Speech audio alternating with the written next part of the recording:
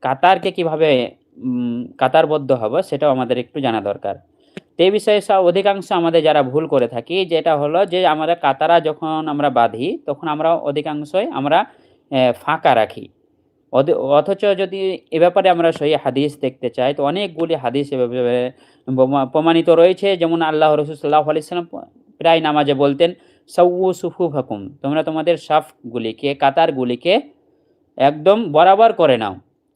ফাইন্না তাসবিয়াতাস সুফুফ মিন ইকামাতিস সালাহ। কেননা এই যে কাতারকে বরাবর করা, সঠিক করা, সোজা করা এটা কি সালাত প্রতিষ্ঠিত করার অন্তর্ভুক্ত। মানে ওর একটা অংশ বিশেষ। কেউ যদি সালাতকে জেনে বুঝে তার এই যে কাতার রয়েছে সেগুলোকে টেরা-বেঁকা করে সঠিকভাবে সোজাসুজিভাবে না দাঁড়ায় তাহলে তার নামাজের মধ্যে ত্রুটি থেকে যাবে।